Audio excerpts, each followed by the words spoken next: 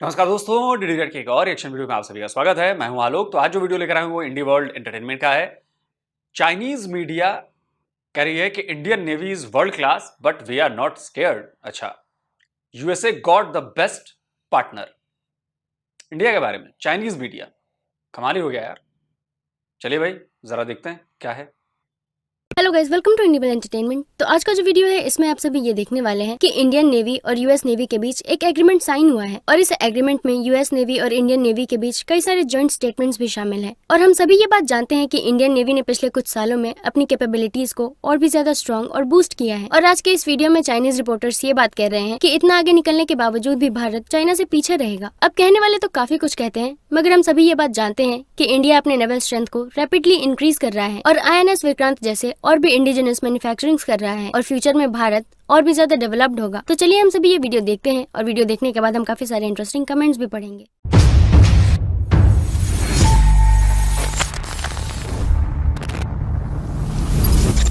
भारतीय नेवी ने हाल ही में गवर्नमेंट को एक प्रपोजल दिया है जिसमें कोचिन शिपयार्ड कॉर्पोरेशन को दूसरा शिप डोमेस्टिक एयरक्राफ्ट कैरियर बनाने की जरूरत है। भारतीय मीडिया ने ये बताया है कि भारतीय नेवी इंडियन ओशन के डिटरेंस और कंट्रोल श्योर करने के लिए 3 शिप एयरक्राफ्ट कैरियर रखने का ट्राई कर रही है। तो भारतीय नेवी के करंट 2 एयरक्राफ्ट कैरियर्स की कॉम्बैट कैपेबिलिटी क्या है?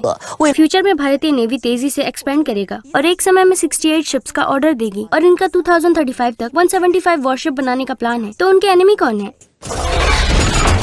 2 एयरक्राफ्ट कैरियर और 1 एयरक्राफ्ट से भी भारत की सिक्योरिटी को बहुत ज्यादा हिडन डेंजर नहीं होगा। 以色列和意大利 और power system American GE company की है। 公司的 LN2500 गैस टर्बाइन 气轮机，武器系统也是如此，采用इटालियन 76 mm Leonardo group artillery, Russia का AK-630 defence system, 630近防 Israel Barak 1 और Barak 8 air defence models vertical launch system का यूज करते हुए 5 सीरीज सिस्टम के लिए ये सेम चीज लागू होती है। जब कोकिंग शिपयार्ड ने विक्रांत बनाया तो इसमें बहुत सारे कलर थे, लेकिन भारत में उनका शिप बिल्डिंग एंटरप्राइज पहले से ही टॉप पर है और भारत के पास अब कोई दूसरा ऑप्शन नहीं है और पर्सपेक्टिव से फेलियर का अनुभव भी जरूरी है। और इस डायमेंशन का एक शिप भी बनाया गया था। क्विकलैंड के नंबर के बाद इंडिया के पास शिनोवेक शिपयार्ड कम या ज्यादा इसका खुद का टेक्नोलॉजिकली एक्यूमुलेशन है और जहां तक 2030 में यूज में लाने का प्लान है तो वो इसे बाद में कैंसिल भी कर सकते हैं, क्योंकि इस एयरक्राफ्ट कैरियर को ओरिजिनली 2020 में बनाने का प्लान था।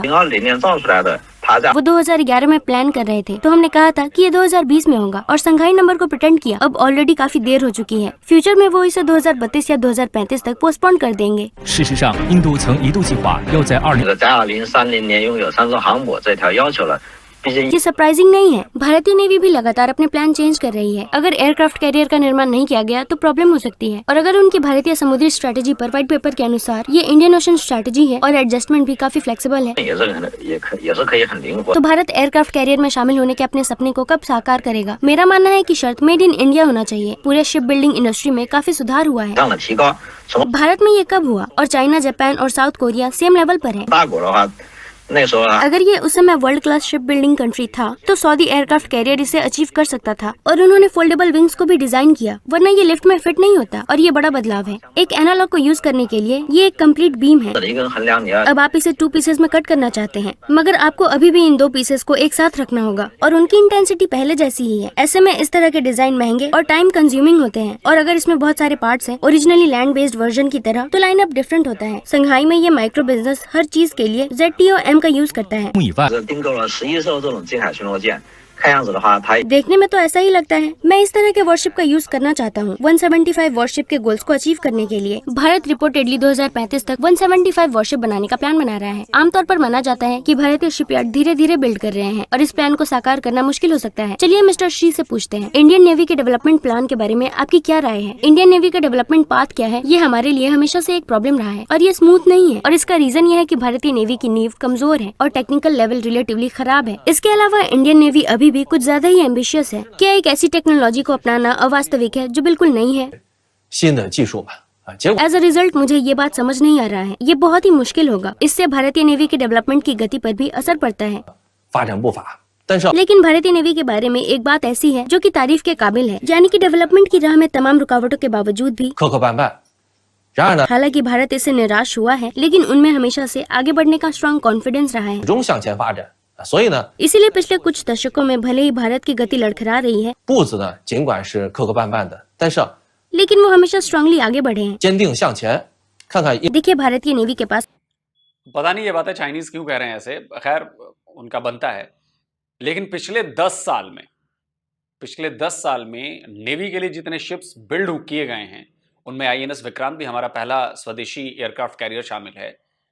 उतने शिप मैंने अपने 40 साल की जिंदगी में, 42 साल की जिंदगी में नहीं देखे हैं इतनी तेजी से शिप बनते हुए।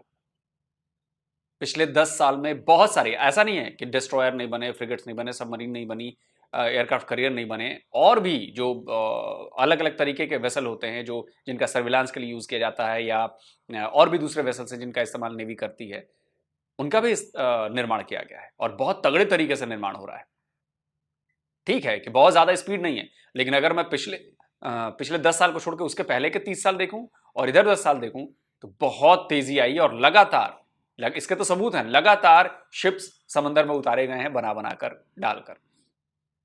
तो खैर चाइनीज नेवी के लिए ये बात भी इसमें झूठ नहीं है कि चाइनीज नेवी शिप बिल्डिंग के मामले में मुझे लगता है कि दुनिया की सबसे तेज नेवी है। चाइना ने ये तो किया है, ये बात आपको माननी पड़ेगी कि चाइना की जो गति है शिप्स बनाने में वो अमेजिंग है, और इसके लिए उनकी तारीफ करनी चाहिए, बिल्कुल करनी चाहिए। उनके पास, नेवी के पास एक्सपीरियंस है, नहीं है, हमारे पास है, वो सब सारी बातें बाद में, लेकिन शिप बनाने के मामले में उन्होंने तो वाकई बहुत तेजी दिखाई है और बहुत बड़ा बेड़ा बहुत कम समय में तैयार किया है। हालांकि डायरेक्टली कन्फ्रंटेड चाइनीज नेवी से हम नहीं हो सकते, क्योंकि ये हमारा इलाका है। चाइनीज नेवी के लिए पैसिफिक ओशियन है, यहां तक आने के लिए हमारे उधर बहुत लंबा रास्ता हमको तय करना है। तो ये चाइना के लिए, चूंकि चाइना का जो हमारा मैरीटाइम बॉर्डर है वो नहीं मिलता, तो इसलिए हमें तो सिर्फ इधर वालों को ही देखना है, और चाइनीज को देखने में ज्यादा हमारा जो बड़ा नेवी का है वो पाकिस्तान है, उसके बाद चाइना है, क्योंकि पाकिस्तान तो बिल्कुल पास में है। चाइना के लिए तो टाइम लगेगा, हमें उनके मूवमेंट, उनकी चीजें सब हमें पता चल जाएगी, तो हमारे लिए टाइम मिल जाएगा चीजों को करने के लिए। लेकिन हाँ, शिप बिल्डिंग में हमें चाइना को टक्कर देनी पड़ेगी। शिप बिल्डिंग की रफ्तार और तेज करनी पड़ेगी, हमें और तेज करनी पड़ेगी। पास अब 2 एयरक्राफ्ट कैरियर है और कोर में कई और शिप्स, एडवांस डिस्ट्रॉयर्स और फ्रिगेट्स हैं। 在核潜 सबमरीन्स के मामले में भारत अपनी सबमरीन्स भी बना सकता है। और कन्वेंशनल सबमरीन्स के बारे में क्या, और भारत का लेवल क्या है? इससे पहले की तुलना में काफी सुधार भी किया गया है, और अगर ऐसा हुआ तो क्या होगा, आप इसे देख सकते हैं। पिछले कुछ दशकों में भारतीय नेवी का डेवलपमेंट हुआ है और ओवरऑल लेवल पहले से ही दुनिया में सबसे बेस्ट में से एक है। 在不久前， हाल ही के G20 समिट के दौरान यूनाइटेड स्टेट्स और भारत ने एक जॉइंट स्टेटमेंट जारी करके ये कहा है कि भारत इस साल जून और अगस्त में Indo Pacific region maintenance centre में यूएस नेवी शिप के रूप में काम करेगा। यूएस नेवी ने भारत के 2 शिपयार्ड्स के साथ शिप मेंटेनेंस पर एक एग्रीमेंट साइन किया है। 协议，请教 मिस्टर ली, हमें इस बारे में बताइए, ये कोऑपरेशन यूनाइटेड स्टेट्स और भारत के बीच है, क्या वहाँ पर बड़ी असुरक्षा और डाउट है? वहाँ सच में एक बड़ी अनिश्चितता तो है, लेकिन सबसे पहले मैं यूएस नेवी को बधाई देना चाहता हूँ, उन्हें एक बहुत ही अच्छा पार्टनर मिल गया है। 尽管 हालांकि विदेशों में उनके कई सारे बेसेस हैं, लेकिन उन्हें रिपेयर करने की जरूरत है। स्पेशली मॉडर्न नेवी की रिपेयरिंग एबिलिटी के रूप में ये स्ट्रॉन्ग इंडस्ट्रियल बेस पर डिपेंड नहीं करता। एक स्ट्रॉन्ग इंडस्ट्रियल बेस हासिल करना उनके लिए मुश्किल है। हम बात कर रहे हैं शिप ओवरहॉल की, और उन्हें भारत जैसा पार्टनर मिला, और ये पार्टनर उनके लिए बहुत ही अच्छा है। और ये मुझे इस बात की याद दिलाता है कि ये इन दिनों काफी ज्यादा पॉपुलर है। तब यूएस नेवी फ्यूचर में शिप रिपेयर करने के लिए इंडिया की ओर देखेगी, और मुझे यकीन है कि यूएस ऐसा ही करेगी। Quote, if you ask for a hammer you will be hammered. तो क्या फ्यूचर में इंडियंस यूएस नेवी के लिए शिप रिपेयर कर सकते हैं? हम वेट करेंगे और देखेंगे। 看好。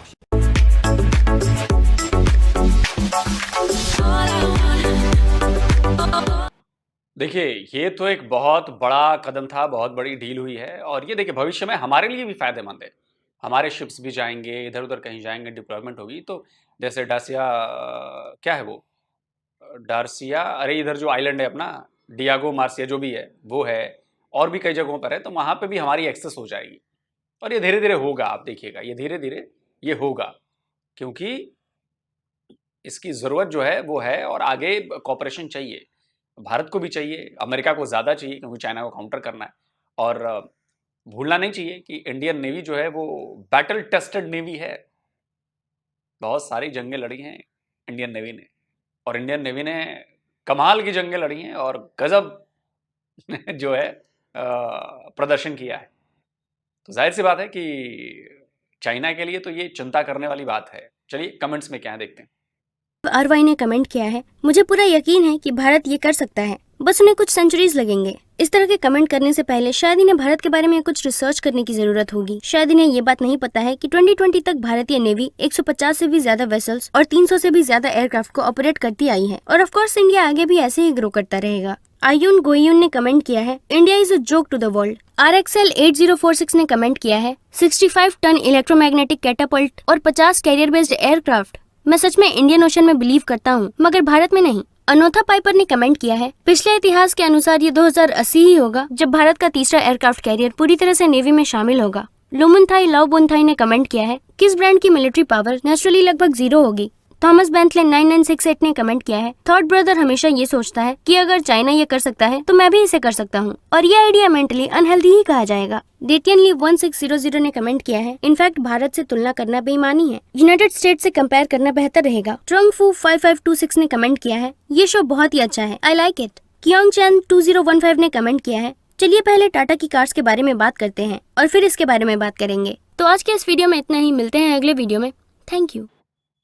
तो दोस्तों वीडियो खत्म हो गया और कमेंट में आपने देखा है वही एरोगेंस वाली चीज़ें, लेकिन वो भूल जाते हैं कि इंडियन नेवी के पास कितना ज़्यादा एक्सपीरियंस है। एयरक्राफ्ट करियर तो उन्होंने अब इस्तेमाल करना शुरू किया है ना। इंडिया ने पता नहीं कितने डिकेट्स हो गए हमें एयरक्राफ्ट करियर अपग्रेड करते हुए, एयरक्राफ्ट करियर को युद्ध में इस्तेमाल करते हुए। मैंने कहा ना कि एक्सपीरियंस बहुत ज़्यादा है हमारे पास। अभी पीएलए की नेवी बहुत नई है, बहुत नई है, उनको बहुत अभी सीखने की ज़रूरत है। खैर, चाइना के लिए बड़ी नेवी बहुत बड़ी ज़रूरत है। ज़रूरत इसलिए है कि जब आप चाइना का नक्शा देखेंगे तो जो उसका एरिया है साउथ चाइना सी या इंडो पैसिफिक जिसे कह लें पूरा, वहाँ पर उसकी करीब करीब हर देश से संबंध उसका ख़राब है और सबके लिए चाहिए। सबसे पंगा लेकर आपने 18-20 देशों से पंगा ले रखा है वहाँ पे, और वहाँ पर इकोनॉमिक जोन वाला मामला है। चाइना मानता ही नहीं है, और 9 डॉट लाइन और बाकी चीज़ें।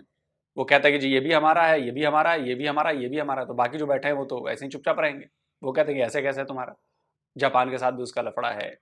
इधर जो नीचे वाले देश हैं इंडोनेशिया से लेके और थाईलैंड और इधर उधर सबसे लफड़े हैं उनके। तो चाइना के लिए तो ज़रूरत है कि इतनी बड़ी नेवी उनको चाहिए, इतने शिप्स चाहिए, क्योंकि उन्होंने इतने दुश्मन बना रखे हैं। भारत की नेवी के लिए बस 2 ही दुश्मन है, एक पाकिस्तान, एक चाइना। पाकिस्तान जो कि करीब है इसलिए इन पर ज़्यादा नज़र रहती है, लेकिन उससे बड़ा दुश्मन चाइना है। पाकिस्तान से बड़ा दुश्मन चाइना है हमारे लिए। तो उनके लिए भी तैयारी पूरी है हमारी, वो चाहे मलक्का स्ट्रेट हो, अंडमान निकोबार हो, चाहे सुंदा पोर्ट जो है, स्ट्रेट जो है वो इंडोनेशिया से होकर आता है, तो इंडोनेशिया से हमारे रिश्ते हों, या फिलीपींस से हमारे रिश्ते हों, ब्रह्मोस भी दिए हमने वहाँ पर। तो बहुत सारी चीज़ें हैं जो हम कर रहे हैं और हमारे पास यहाँ पर एज है और वो एज रहेगी, चाहे कितनी भी बड़ी फ्लीट चाइना बना ले नेवी की। आना तो उन्हें उधर से ही पड़ेगा ना भाई, घूम के। और जब तक वो चलेंगे, जब तक पहुंचेंगे, तब तक तो हमारा अच्छा खासा टाइम होगा उन्हें काउंटर करने के लिए।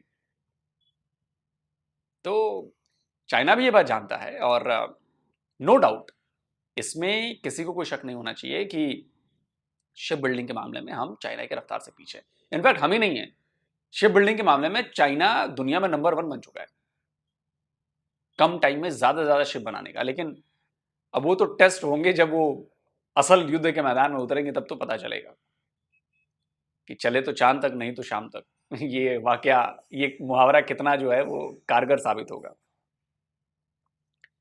खैर, आप बताइए कमेंट करके। जल्दी मिलता हूं एक और नए वीडियो के साथ। नमस्कार, जय हिंद।